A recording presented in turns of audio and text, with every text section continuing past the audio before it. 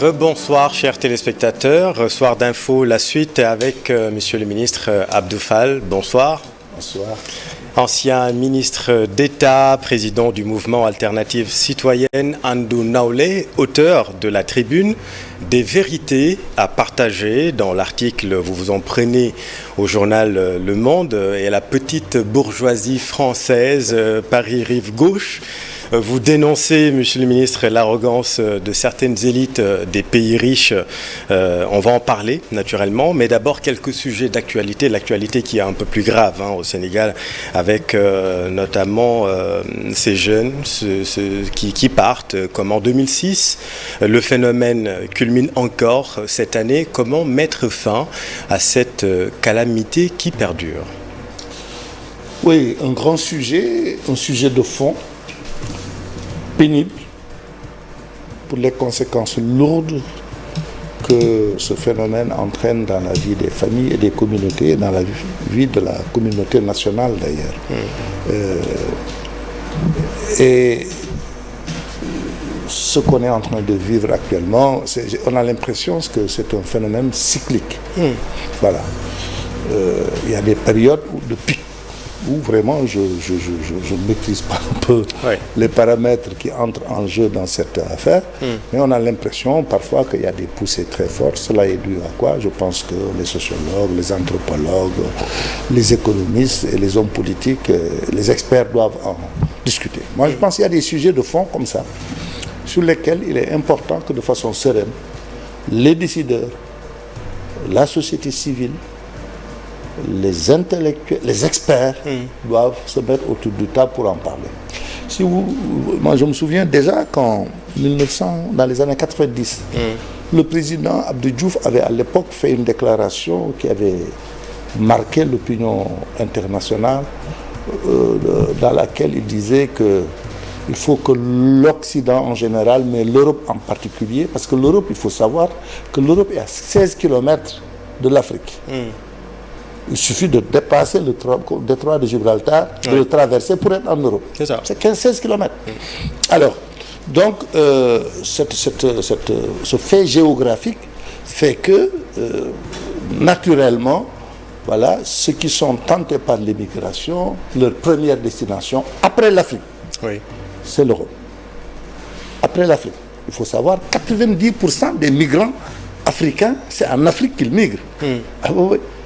Mais ce n'est pas le même phénomène parce que là, on est sous les projecteurs, les médias, et les Européens ont des réflexes aussi, peut-être sécuritaires, tels que, voilà, ils donnent beaucoup d'éclat à ces phénomènes, mais il est important que les citoyens sachent que la première destination des Africains, c'est le continent africain. Oui, mais voilà. sauf que là, c'est quand même un drame qui se joue en mondovision, on va le dire. Je suis d'accord.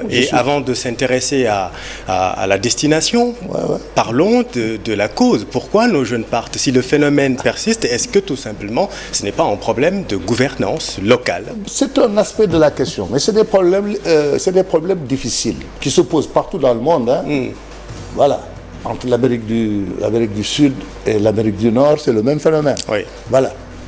Même des dirigeants américains ont envisagé de construire des murs sur des milliers de kilomètres. C'était l'idée de Trump. Alors, donc, c'est dire que c'est un phénomène. En Asie, on a le même phénomène. Les pays riches attirent les pays pauvres. Oui, mais ici au Sénégal, le phénomène persiste. Quelles sont les causes, selon vous, ici au Sénégal? C'est un phénomène quasi mondial, mais chaque pays le vit en fonction de ses réalités, voilà, de son histoire, de la culture des uns et des autres, voilà, et de plusieurs paramètres. Un phénomène qu'on doit interroger. Retenez que malgré les risques qui s'attachent à ces types de migration, dans la plupart des cas, les familles sont derrière. Tout à fait, mais les gouvernements s'enchaînent et personne n'arrive à résoudre le problème. Je parlais de 2006, vous étiez au gouvernement vous-même. Bien sûr, avant aujourd'hui 2006, encore, ça culmine. Qu'est-ce qui se passe? Pourquoi on n'y arrive pas? Je pense Est-ce que ce n'est pas un problème de politique sociale C'est un aspect de la question. Mais il faut dire que le phénomène migratoire est un phénomène naturel. Oui, mais si les jeunes avaient ce qu'il leur faut au pays, je ne pense pas qu'ils vont quand même partir. Ce n'est pas toujours évident. Ouais. Parce que vous remarquez des gens qui travaillent et qui font des économies. Donc ça signifie qu'ils ont les moyens d'une activité chez eux. Qui ne gagnent pas assez, tout simplement. Voilà, mais personne ne gagne assez quelque part, tu vois. Bon, mais je dis que c'est pas seulement les gens ne sont pas toujours dans des logiques de désespoir. Oui. Il y a des gens, c'est planifié, parce qu'ils considèrent que le niveau de standing qu'il veut s'offrir, c'est là-bas qu'ils l'attendent. Mais ces jeunes-là qui prennent les pirogues et les 37 qui sont revenus cet après-midi, mais ce sont des désespérés, monsieur le ministre. Il y en a qui sont dans des situations d'impasse telles qu'ils considèrent que c'est le seul moyen par lequel ils peuvent réaliser ce qu'on appelle chez nous le tekki. Les gouvernants ont fait tout ce qu'il fallait, selon vous, depuis 2000 quand même. Oui, je pense qu'il y a eu des efforts importants qui ont été faits, mais je pense qu'il y a encore des choses à faire. Oui. Voilà. Alors, je pense que c'est des sujets difficiles. C'est pourquoi je dis il faut être dans des logiques de coalition nationale pour prendre en charge de tel alors, phénomène. Justement. Et je pense que l'un des problèmes de gouvernance que nos pays ont, qu'on rencontre dans nos pays, c'est qu'on a tendance à tout attendre de l'État. Tout le monde sait les efforts que l'État du Sénégal entreprend au quotidien pour vraiment prendre en charge ce qu'on pourrait appeler la solidarité verticale. Oui, mais la politique de la jeunesse, pour l'instant, ça ne va pas. Oui, doucement, mais le fait est là. L'option est là, la volonté est là, et les actes ont été posés. Surtout des actes budgétaires très importants. Mais, moi, je suis de ceux qui pensent que pour faire face à ces types de phénomènes, par exemple des sujets comme l'analphabétisme, comme le reboisement, il faut qu'on apprenne à combiner solidarité verticale et solidarité horizontale. Alors, on ne peut pas résoudre ces problèmes si la société elle-même, on ne l'organise pas pour qu'elle s'implique dans leur prise en charge. Vous parlez tout à l'heure de concertation. Le Sénégal s'est doté récemment d'un plan décennal de lutte contre l'immigration clandestine, l'immigration irrégulière, lancé récemment autour de 5 axes stratégiques, dont le renforcement de l'accès à l'éducation et à la formation et le soutien à l'entrepreneuriat pour la création d'emplois. Sauf que le Sénégal dispose déjà de tous ces instruments de soutien à l'insertion professionnelle. Est-ce que ce plan, qu'est-ce que ce plan peut apporter de plus? Écoutez, moi, là je réagis en éducateur. En éducateur d'abord pour avoir été enseignant dans le public, mais en éducateur pour me être spécialisé après sur les sujets dans le secteur de l'éducation non formelle, pour prendre en charge les formations qualifiantes, l'alphabétisation des gens, etc. Moi, lorsque je parlais tout à l'heure de la nécessité de combiner solidarité verticale venant de l'État et solidarité horizontale venant des citoyens, c'est parce que nous faisons face à des défis colossaux. Aujourd'hui, il y a 2 sujets majeurs. La question de l'éducation et la formation. La lutte contre l'ignorance et l'analphabétisme. Ça doit être un chantier majeur. Que l'État seul ne peut pas résoudre. Jamais. Donc l'État a échoué sur cette politique de l'immigration. Non, je ne dis pas. Je dis que dans aucun pays du monde, ces sujets, pour des pays qui ont eu à rattraper un gap, n'ont été réglés sans de bonnes stratégies de mobilisation populaire. Alors, la politique, la stratégie, le plan, c'est bien. Aujourd'hui, regardez par exemple Fass Boye, qui encore pleure ses fils aujourd'hui, Thiaroye-sur-Mer, Saint-Louis, Kafountine. Là, je cite des populations, des pêcheurs artisanaux qui sont fortement concernés. Et si le Sénégal, pour vraiment essayer, ne serait-ce qu'essayer, arrêter 1 à 2 ans les accords de partenariat dans le domaine de la pêche durable pour permettre à ces communautés de se refaire une santé. On ne peut pas faire ça au nom de la préférence nationale, par exemple? Bon, écoutez, je ne pense pas que ces accords soient exclusivement à la base du phénomène migratoire. Parce qu'il faut savoir que les gens de mer... Mais c'est en partie, franchement... Mais je dis, les gens de mer, voilà, qui sont dans le secteur primaire de la pêche, ils vivent dans la mer. C'est des hommes pour qui la mer, l'océan est leur quotidien. Alors, donc, ils sont naturellement portés à voguer. Mais ils ne se nourrissent plus de leur métier. Oui, je sais, c'est un aspect de la question. Je suis d'accord avec vous qu'il faut qu'on ressente de façon très forte dans les secteurs stratégiques. Que sont... Moi, je ne connais pas un pays qui se soit développé sans investir de façon stratégique dans les secteurs de l'agriculture, de l'élevage et de la pêche. Oui. Comme disent les Wolofs, Réo, Mbay, Cham, oui, mais on veut bien pêcher, doucement. mais il y a des gros navires qui viennent aussi. Par exemple, ces navires qui sont dans le pavillon de l'UE bénéficient d'un tonnage référentiel annuel de 10 000 tonnes pour les tonidés et d'un quota de 1750 tonnes de merlu noir. Aujourd'hui, l'UNAPA inscrit à longueur d'année. Est-ce qu'il ne faut pas stopper à un moment donné ces accords? Moi, je pense qu'il faut se mettre autour d'une table et discuter sur ces sujets. Oui. Maintenant, il y a des solutions locales à ces problèmes, mais nous avons aussi des solutions qui ne seront pas locales. Par exemple, la protection des côtes. Il faut savoir, le Sénégal a une façade maritime plus importante que la partie continentale. Oui. Voilà.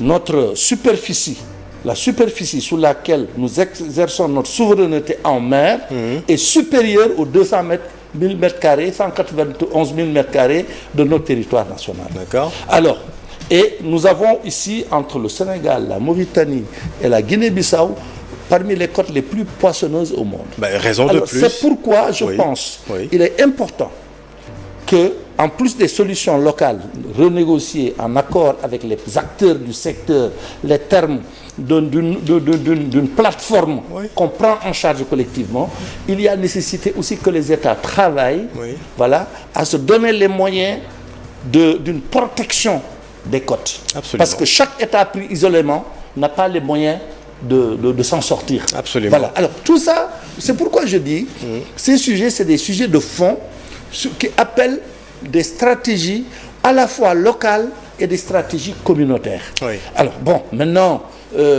moi je trouve d'ailleurs dommage que nos débats politiques, voilà, ne soient pas centrés à titre principal sur ce type de problématique. Alors, on va essayer d'avancer, en tout cas avec l'Union européenne, l'accord de partenariat dans le domaine de la pêche durable, par exemple, est mis en œuvre dans le cadre du protocole 2019-2024, sauf dénonciation.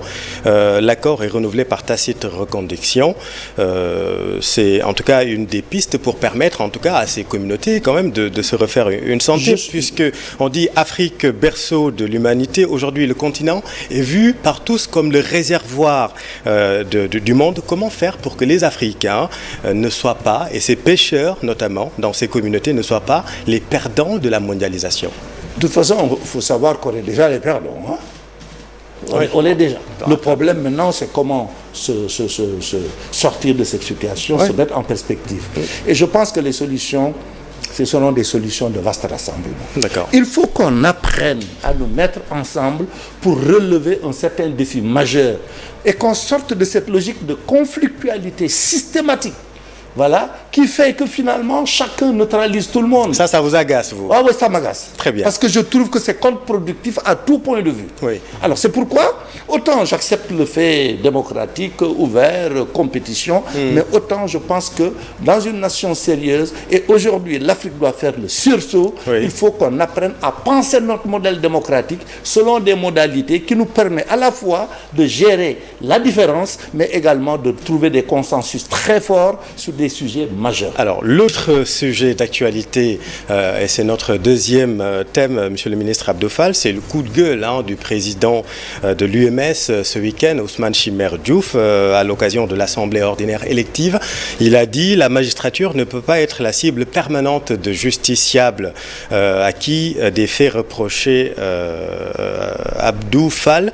Les magistrats sont-ils mal aimés? Et pourquoi ce désamour entre justiciers et justiciables au Sénégal ?» Bon, moi je pense qu'il y a une bonne part d'amplification. Parce qu'il faut savoir qu'on vit dans un contexte nouveau. La justice est au cœur du système démocratique.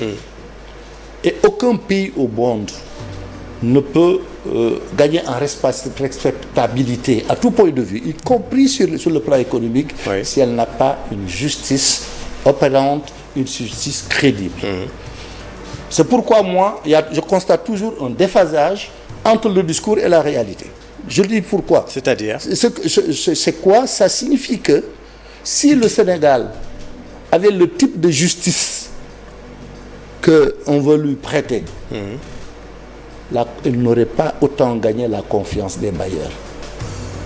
Attention, les bailleurs ne s'amusent pas. Ils ne peuvent pas investir dans des pays où ils ne sentent pas une sécurité de la justice. Mais là, les bailleurs sont inquiets, là. Hein, mais sur la justice, c'est pas le pas problème. sur la justice, mais en tout cas sur l'environnement de façon globale. Moi, écoutez, je suis le président du conseil d'administration de la PICSA. Alors, dites-nous. Voilà. Dites-nous, quelles sont les dernières infos? Les tendances lourdes, vraiment, restent les mêmes. Malgré toute l'agitation politique qu'il y a eu, on n'a pas senti un désengagement des investisseurs. Les feux sont au vert, ah, mais oui, tout se passe. orange. Non, moi, je ne suis jamais dans le... Voilà, je pense qu'il faut toujours rester serein, rester critique vis-à-vis de soi-même d'abord et rester juste dans les jugements. Si on veut, pour moi, c'est un acte de responsabilité, même vis-à-vis des citoyens. Pour être... Je me vois mal raconter des histoires aux gens sur des sujets aussi sérieux. Alors, donc, il y a des problèmes, c'est vrai. On traverse un moment politique qui n'est pas spécifique au Sénégal. C'est un moment politique qui est propre aux démocraties. On pourra y revenir si vous voulez. Tout à fait. Voilà, c'est propre aux démocraties. Le curieux dans ce pays, c'est que c'est parce que le Sénégal est un pays démocratique que les gens ont tendance à user et à abuser des libertés que leur système. Au point justement de se retourner... Ce sont les citoyens qui abusent ou qui abusent? Des acteurs. Des acteurs politiques. Des acteurs politiques. Mais pourquoi ces deux poids, deux mesures? La justice est rendue au nom du peuple. Mais pourquoi ce sentiment? Non, mais le sentiment de deux poids, deux mesures, mon analyse, c'est de vous dire que globalement, notre justice, elle est bonne. Si elle n'était pas une justice sûre, une justice fiable, le pays n'aurait pas attiré autant l'attention les investisseurs. C'est pas vrai. Voilà. Alors, donc ça, entendons-nous sur ça. Maintenant, il y a le débat politique. Vous aurez remarqué que les questions politiques qui représentent à peine 1/100 des sujets sur lesquels travaille la justice focalisent le débat sur la justice au point de créer... Mais les questions politiques ont en effet loupe sur le travail de la justice. Bien sûr. Les questions politiques ont en effet grossissant. Mais entendons-nous, la gestion de ces sujets, du point de vue médiatique, est surdimensionnée par rapport à l'état global de la justice, au point que on a tendance à pointer la justice. Alors, et la célérité sélective aussi, qu'est-ce que vous en dites? Puisqu'il y a des sujets, par exemple, on peut reparler de l'affaire Petro-Tim, classée sans suite, rappelons-le, le rapport de la Cour des comptes, par exemple, sur la gestion des fonds Covid, on attend toujours les résultats. On peut aussi, il y a d'autres sujets qu'on peut... Maintenant, oui, il y a une enquête en cours. La suite, voilà, des enquêtes en cours. Tout à fait. Les suites. Alors, vous savez, ce qu'il faut savoir... vous voyez bien que le Sénégal a toléré beaucoup de l'État du Sénégal, beaucoup de choses qui n'étaient pas des actes et de propos tenus et qui ne sont pas convenables. Je ne dis même pas dans une démocratie, mais dans une société où les gens se respectent, simplement. Ok? Mais c'est parce que autant on gère... Vous faites allusion à qui ou à quoi? À personne. Oui, mais pour que l'on comprenne, à quel propos donc vous faites? Il y a beaucoup de propos et beaucoup d'écarts. Tenus par qui? Mais non, de façon générale. Voilà, dans ce pays, surtout ces dernières années, nous avons de nouvelles manières de faire la politique, de nouvelles manières de s'opposer, autant dans les discours que dans les attitudes qui n'existaient pas avant. On est dans l'excès, selon vous? Oui, il y a eu beaucoup d'excès. Et pourtant, ces excès ont été tolérés. Au point qu'à un moment donné, les gens se disent... Les excès ont été tolérés, en même temps, on a plus de 1000 détenus, 10 politiques. Ça, c'est un autre sujet, on pourra l'aborder si vous voulez. Mais ce que là où le débat ponctuel sur lequel on est, ce que tu appelles le traitement, l'équilibre dans le traitement du sujet. Autant on en a toléré, mais donc, quelle est la raison? C'est qu'on est attaché, on est dans un pays où les gens sont fondamentalement attachés au respect des libertés individuelles et collectives. Donc pour vous au Sénégal... Doucement, oui, allez-y. Doucement. Mais de la même manière, sur les sujets de gouvernance, surtout de gouvernance financière, les gens ne peuvent pas traiter les dossiers à partir des interprétations exclusives des médias ou de l'opposition. Oui, les médias, donc c'est dans la sérénité, oui. dans la sérénité que ce sujet traite, parce que à chaque fois qu'un acte est posé, les conséquences sont très lourdes. Donc aussi. pour vous, vous êtes formel, la loi est appliquée erga omnes au Sénégal, à l'égard de tous. Globalement, c'est mon sentiment. Oui. Ouais. Donc tout va bien dans le meilleur du monde. Maintenant, ce qui est sûr, oui. c'est qu'on est dans des débats contradictoires.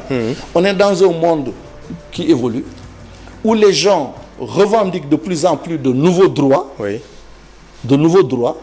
Et c'est pourquoi je ne peux pas comprendre d'ailleurs que les gens puissent refuser de participer au dialogue. Parce dernière que question, justement, on va parler politique. Ouais. Dernière question sur la ouais. justice. Ousmane Sonko est en grève de la faim. On connaît tous les conséquences si cette grève perdure. Si les conséquences pour appliquer le droit peuvent nuire à la stabilité et à l'image que le Sénégal renvoie au monde, monsieur le ministre Abdou Fall, doit-on continuer dans cette logique cartésienne qui veut que force doit rester à la loi? Moi, je pense que c'est un sujet sur lequel je ne suis pas à l'aise. Et je l'ai dit un peu et répété. Moi, je considère que la politique, c'est plusieurs leviers. Oui. Appel, voilà. Il y a le levier des rapports de force, qui se réalise d'ailleurs fondamentalement par la capacité de mobilisation des citoyens oui. autour de son projet. C'est un aspect de la question. Mais il y a les logiques également de discussion, de négociation. Vous aurez remarqué que toutes les avancées significatives qui ont été réalisées dans ce pays, c'est à partir de dialogue depuis l'époque de Diouf, oui. qui s'est prolongé avec Wade et qui a été institutionnalisé par le président Macky Sall. Très bien. Alors, donc, oui. Et le troisième levier, pour certains, c'est la ruse. OK? C'est la manœuvre. C'est la manœuvre. Ah, alors, alors, moi, ce que je constate, c'est qu'il y a de nouveaux courants politiques oui. qui sont unilatéralement dans les radicalités. La logique, c'est une logique de ça passe ou ça casse. Et actuellement, qu'est-ce qui se passe là? Et c'est malheureusement... Là, si on n'arrête pas, ça va casser. Ah, mais non, mais écoute, voilà un peu. Mais ça, oui.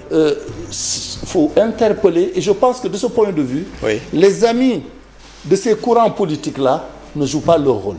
Depuis que comme votre ami Alioune Tine, par exemple. Par exemple, je trouve oui. que vous avez interpellé dans une tribune oui, par exemple, en 2022. je pense qu'avec son âge, son parcours et son oui. expérience, il aurait pu être beaucoup plus...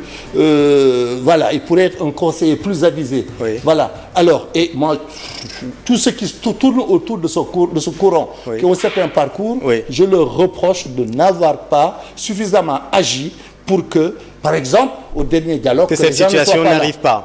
Par exemple. Alors, il ne nous reste plus beaucoup de temps, monsieur le ministre. À quand la fumée blanche du côté de Benno Bokk Yakaar? Nous sommes à 186 jours de la présidentielle. Benno Bokk Yakaar va vous surprendre. C'est-à-dire Vous savez, écoute, moi, je trouve que le bon débat sur ces sujets n'est pas abordé. Oui. On va vers une échéance, à mon avis, extrêmement intéressante. C'est la première fois dans l'histoire du Sénégal qu'on n'a pas un président sortant candidat. Ok. Un président sortant n'est pas candidat. Tout à fait. Donc c'est la majorité qui se désigne un candidat. Oui. Et le candidat c'est surtout lui qui désigne un candidat. Non, c'est surtout lui qui désigne un candidat quand même. C'est pas évident parce que lui, il a un rôle. Oui. Le parti a un rôle et les alliés ont un rôle. Oui. Qui que soit le candidat choisi, oui. s'il ne bénéficie pas du soutien et du parti, et de la coalition, et du président, oui. il sortira. Mais pourquoi ça bloque? Mais ça ne bloque pas, on est dans des procédures. Si, mais les autres camps ont connu leur candidat. Est-ce que ce n'est pas aussi de la suffisance? Est-ce que vous n'êtes pas dans l'erreur? Ce n'est pas une faute politique quand même de ne pas avoir de candidat jusqu'à présent? Non.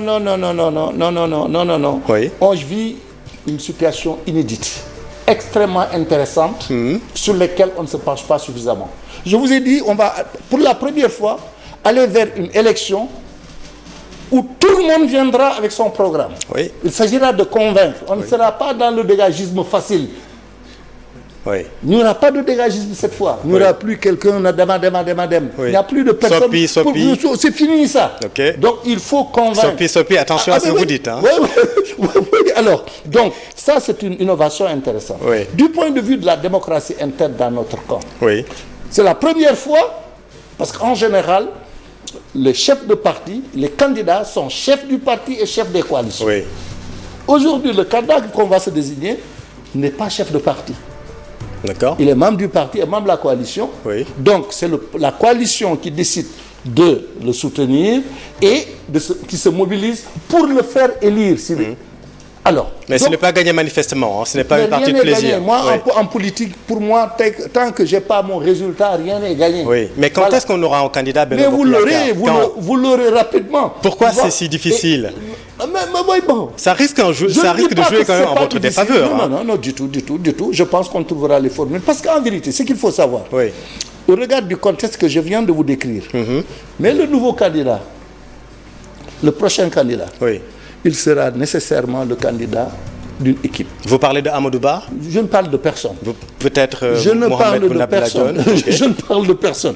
Mais ce que je sais, c'est que le candidat qui sera désigné ne pourra réussir que d'abord lorsqu'on sera dans une logique d'équipe dont il est l'animateur, autour d'un programme qui est le nôtre actuellement, qu'on peut mettre à jour, qu'on peut actualiser pour qu'il le porte. Alors, dernière question sur la démocratie. On a parlé de politique et de justice. Un mot sur la démocratie. Et c'est ce qui nous amène à parler de votre tribune publiée la semaine dernière. Vous en prenez au journal Le Monde, monsieur le ministre Abdou Fall, et à certains hommes politiques français. Ces élites qui gouvernent la France d'aujourd'hui, vous dites que ces européocentristes sont loin d'être à la hauteur des enjeux du nouveau monde. Pourquoi vous vous en prenez à la France? Non, mais je ne m'en prends pas à la France. Bah, si, quand même. Non, je porte un regard d'homme politique sénégalais sur une réalité qui concerne à la fois notre sous-région, mais nos rapports aussi avec l'Europe et en particulier avec la France, avec qui on a des relations historiques particulières. Absolument. Voilà, je porte mon regard critique sur ce qui se fait. C'est aussi simple que ça. J'ai terminé mon papier d'ailleurs en disant que je considère autant puéril cette affaire de France Dégage que cette affaire de ce patérialisme, de ce que j'appelle les petits bourgeois rive gauche de la France, qui n'ont pas une culture de l'Afrique en vérité. Et qui fait que il fonctionne avec des clichés. Par exemple, le jeune avocat qui est venu récemment, Juan Branco, se faire donner un spectacle ici, là. Mais franchement, moi, j'étais gêné. J'étais gêné. Il ne connaît pas le pays. Il ne connaît pas l'histoire de ce pays. Vous vous attaquez à la gauche française, notamment. Non, des sectes, non pas de la gauche française globale. Parce qu'en France, vous avez... la gauche, elle est plurielle comme chez nous. Tout à fait. Voilà. Mais regroupé dans la NUPES, aujourd'hui, Jean-Luc Mélenchon vous agace, par exemple. Et j'ai dit dans mon papier que nous, on a eu la chance d'avoir fréquenté des hommes politiques français dans l'opposition comme au pouvoir et de toutes les obédiences politiques. La droite, la gauche, tous les courants politiques. Les communes. On a eu l'occasion, nous, de les voir fonctionner et d'entretenir des rapports politiques avec eux. Mais je dis que la France actuelle a intérêt à se remettre en cause dans son rapport avec l'Afrique francophone en particulier. Et l'Afrique francophone a aussi le devoir aujourd'hui, dans ses élites intellectuelle et politique, de comprendre que le modèle démocratique que nous connaissons, il faut qu'on le questionne pour le faire évoluer et l'adapter aux réalités du monde actuel. Où on a les réseaux sociaux, on est il y a toutes sortes d'activistes, alertes, lanceurs d'alerte.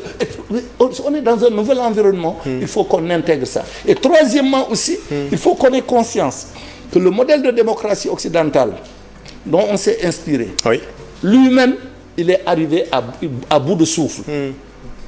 La démocratie, parce que les gens considèrent, les citoyens de façon générale, considèrent, et à juste raison, que nous avons un modèle économique global qui charrie beaucoup d'injustices et qui, avec les inégalités à l'intérieur des nations et entre les nations, fait éclore des formes de pauvreté de type nouveau qui sont inacceptables au regard des potentialités du monde actuel. Oui, mais en tant que PCA de l'APIX, vous vous fâchez avec un investisseur qui injecte 1500 milliards de francs CFA en investissement direct, 30 000 emplois et 250 sociétés au Sénégal.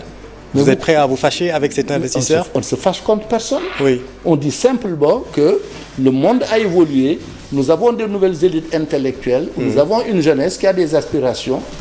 Et il faut qu'on se remette autour d'une table pour redéfinir les termes de partenariat de nouvelle génération. Oui, il demande de la démocratie. C'est tout. De la démocratie, tout simplement. Mais c'est tout. Si on n'est pas capable de dire ça, on ne sert plus à rien. Le Sénégal est encore un baromètre de démocratie. Ah ben absolument, absolument. Maintenant, notre démocratie, il faut qu'on le perfectionne au fur et à mesure. Oui. Il y a de nouvelles attentes, de nouveaux droits. Absolument. Voilà, sauf que maintenant, dans la revendication des droits, moi, ce qui me gêne, c'est qu'aujourd'hui, et c'est ça que je reproche à certains acteurs de la société civile, je ne cite pas de nom, oui. Nous avons des gens qui disent, dans tous les pays du monde, oui. Les droits sont encadrés par décret. Si tu dis je jouis de tous mes droits, oui. Mais l'encadrement par les décrets, je ne le reconnais pas, alors là, il faut qu'on discute pour savoir est-ce qu'on veut faire une démocratie de liberté sans responsabilité, une démocratie de droit sans devoir. Si c'est ça, on en discute et on tranche. Monsieur le ministre Abdou Fall, ancien porte-parole du gouvernement de Abdoulaye Wade, je le rappelle, et vous avez montré vos talents encore ce soir. C'était un immense plaisir de vous recevoir. Merci à vous, chers téléspectateurs. Restez en compagnie, nos programmes qui continuent. Excellente soirée.